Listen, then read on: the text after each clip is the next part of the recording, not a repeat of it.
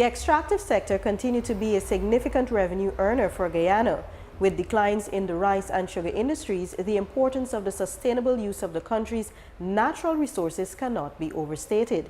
The mining sector continues to perform exceptionally well in spite of several challenges, such as impeded access to mining lands due to inclement weather. This week on Government in Action, we look at the performance of the extractive sector, mainly gold, bauxite and diamond mining, and their contributions to Guyana's economic development, as well as government's plans to sustain their development.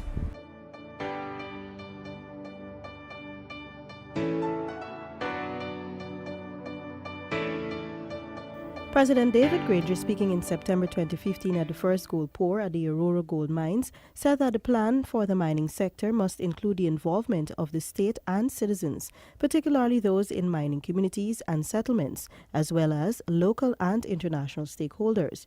He said that, as part of his government's overall plan, which would see the further development of the hinterland, every ministry will play a role in addressing issues affecting the industry, with a specific focus on creating a different strategy for security in the mining sector, with assistance from all stakeholders. This plan incorporates specific policies because we are committed to ensuring that gold mining continues to be a major contributor to this country's economy, and particularly to the revenues that will be going into our sovereign wealth fund to look after our children and grandchildren. This industry is too important to be allowed to decline and to fall. The gold mining sector has been performing relatively well, and last year Guyana recorded the highest declaration in the history of the country of 713,000 ounces of gold. And according to Minister of Natural Resources, Mr. Raphael Trotman, the country is on track to repeat this feat. However, government is cautiously optimistic since international market changes can impact local earnings. This year, government will be placing greater emphasis on small and medium-scale miners, since they have contributed to approximately 70% of the declared gold. This, Minister Trotman pointed out, is despite two large international mining companies operating here, namely Aurora Gold Mines and Troy Resources. Which is really a testament to the hard work and dedication of our miners, Guyanese miners. So this year we are working with them to see how we could improve conditions, how we could level the playing field, and we can give incentives. The minister acknowledged that there is always a demand for more incentives in the mining sector. However, he noted that this has to be weighed against the economy's performance to determine what can be given in the circumstances. The Ministry of Natural Resources will focus on allocating lands to syndicates, which are groups of small miners, with each group comprising 10 to 20 individual miners who do not have access to lands. The creation of syndicates is seen as a step towards empowering the small miners. The ministry officials are paying close attention to the success of the project to determine its feasibility in the long term. Technical Officer for Mining at the Ministry, Ms. Euleen Watson, during a recent interview, said that small miners are now empowered to have access to duty-free concessions on equipment which can be purchased through a collective effort, thereby reducing individual operating costs. The Ministry had a meeting for small-scale miners, at which the small-scale miners were complaining that they did not have access to land. Coming out of that meeting, Minister mandated the closed area committee to see how we can make lands accessible to these. And during last year, over 200 of these small people who had no land were given access to land.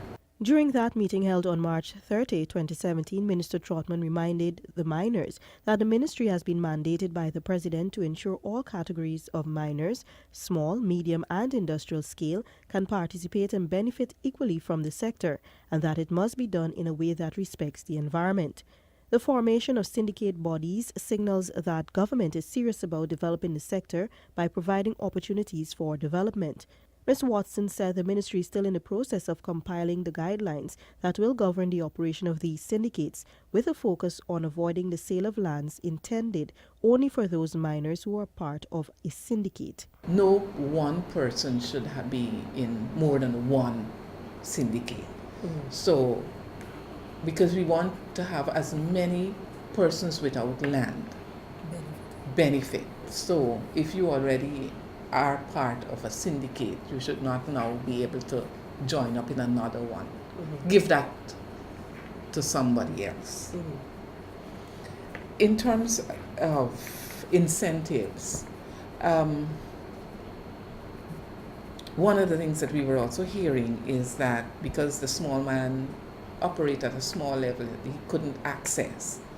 So we're hoping that in the syndicates now, it's like operating at a higher scale, so that that group would be able to have access to the duty free that the other miners would have, whatever is available. In addition, miners receive waivers on their annual payments for mining lands, which Ms. Watson views as an additional incentive. In December 2016, the Ministries of Finance and Natural Resources and the Guyana Gold and Diamond Miners Association, GGDMA, renewed 2 contracts for concessions relating to the mining industry. Small and medium-scale miners benefit from duty-free concessions on imported equipment and a 10% tax reduction on fuel. The agreement provides for eligible gold miners to be exempted from the payment of custom duties on fuel, matting, all-terrain vehicles, ATVs, jackhammer drills, flex hoses, expanding metals, pumps, pump housing, impellers, shafts, and engines. Acting Commissioner of the Guyana Geology and Mines Commission, GGMC, Mr. Newell Dennison, said that the interest in the mining sector continues to grow, with just under 1,000 applications for prospective mining permits and over 140 applications for mining permits. It is anticipated that these numbers would increase during the latter part of the year, especially with the new syndicates coming on stream. I think, too, what has been fairly good for us, too, that is keeping the interest in the sector is that the commodity price, gold price, has not been doing too badly. It's been hovering 1,200 plus, 1,250, 1,260 in some instances. So that has been something that keeps the interest going for the miners.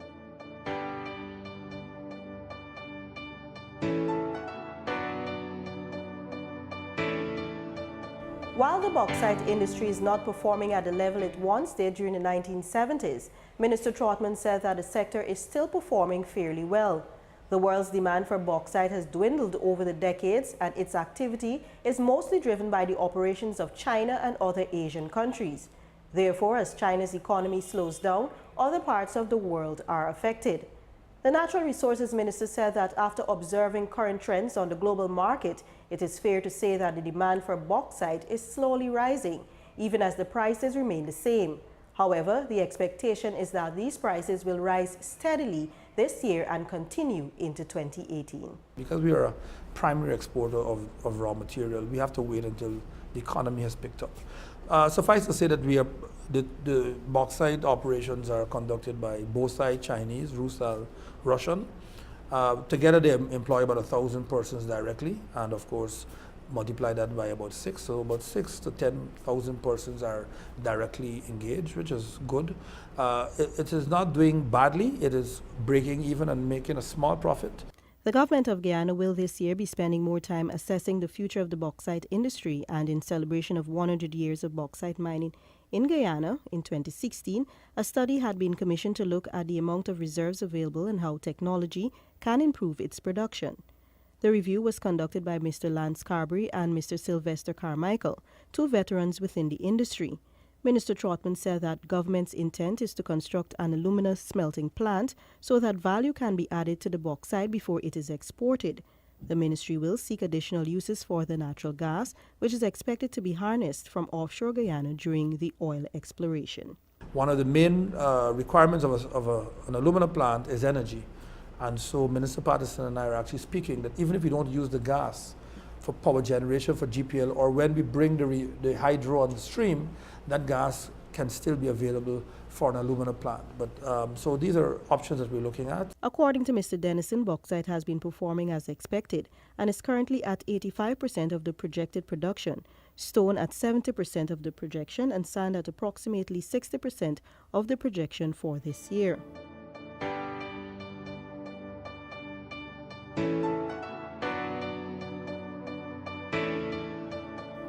Guyana over the past 18 months has tripled its diamond production, and according to Mr. Trotman, these figures were double-checked to ensure that the diamonds are not being imported from elsewhere and declared locally, then re-exported, since this would contravene international conventions. In some parts of the world, in Africa and so forth, diamonds are mined and known as conflict diamonds. They sustain wars, child soldiers, rapes and genocide and so forth. So we've recently just completed a study of the diamond trade in Guyana. We had a consultant look at it to see how we could strengthen what is happening.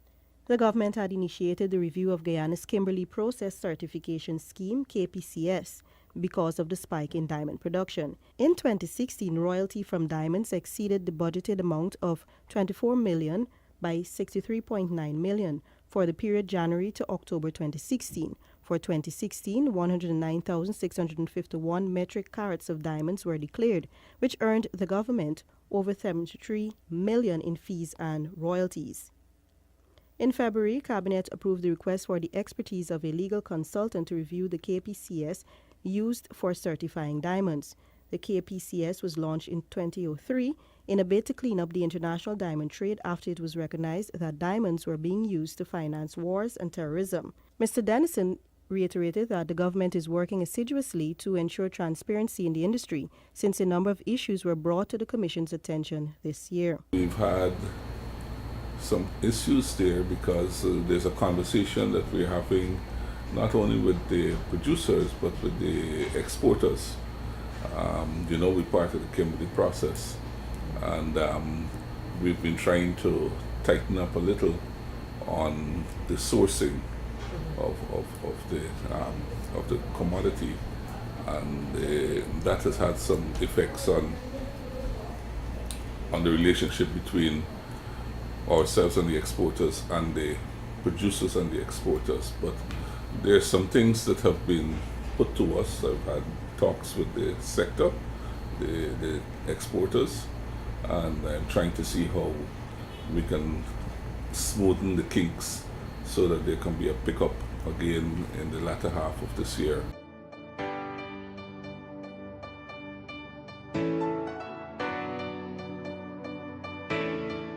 The mining industry in Guyana has seen the loss of many lives, and this had prompted the need for stricter government regulations and enforcement of the mining laws to curb this situation. Primitive gold mining practices which expose our hinterland residents to environmental degradation and destruction must be discontinued. There must be a mandatory process of land reclamation and reforestation, not optional, mandatory. The responsibility for the environment is not solely that of the state. It is the responsibility of those who own and operate mining concessions to ensure that after they would have ceased operations, they do not leave these huge abscesses. Land reclamation is also an important aspect of sustainable mining practices. The GGMC has been conducting several flagship reclamation projects in areas such as Madhya, Patara-Siparuni region, Region 8, and Peruni-Cayuni-Mazaruni region, Region 7. A $54.3 million project was undertaken in Olive Creek, Middle Mazaruni, Region 7, and was a collaborative initiative between the GGMC and Karaya Mining Company, CMC. Minister Trotman had noted too that as Guyana transitions into a green state, the sustainable extraction of the country's resources must become standard practice. He said that the information gained from the project will aid the government in pushing for more aggressive reclamation. Miners are required to reclaim and backfill mined-out areas. Addressing a mining safety seminar held in July 2016 at the Arthur Chung Convention Center under the theme Putting Safety First in Mining, charting a course to cultivate compliance and strengthen enforcement. Minister Trotman noted that a collective role must be implemented and accepted. This, he said, must include a refined government policy, enhanced regulation, monitoring and enforcing by the GGMC, and improved educational ethics supported by technical institutes, the University of Guyana, and the companies that profit from the sale of excavators, ATVs, and mining equipment. Providing an update, GGMC's acting commissioner said officials have been working around the clock to ensure that miners comply with the rules and regulations of the commission. While noting that the commission has been stretched in terms of resources, Mr. Dennison assured that they remain the first responders in any given situation. He said there is a sense of self-regulation in the sector. However, he called for the code of practice to be passed into law to allow for better enforcement. In the area of occupational safety and health, Mr. Dennison said there is a high percentage of mining operators who recognize the importance of the use of safety gear and adhering to safe mining practices. We have to be very forward-thinking and try to make arrangements because, especially in the case of the syndicates, which are going to be coming on, there is an expectation that we will have to shepherd them, at least in the beginning, so that they are able to be very compliant and that they are able in themselves to be collaborative and be in a way self-responsible for how they operate in this sector. In addition, the GGMC is looking to incorporate information and communication technology into its operations and intends to create a database where all mining-related information will be easily accessed for monitoring and evaluation and other purposes. Plans are in train to improve the Commission's geology and geochemistry work, which will see, over the next 3 to 4 years, the entire Guyana being sampled and mapped in an effort to remove some of the guesswork that sometimes plays a part in fieldwork. The Commission also plans to diversify and generate interest in mining other minerals and chemical elements such as lithium. This has been Government in Action. I am Stacey Carmichael. See you next week.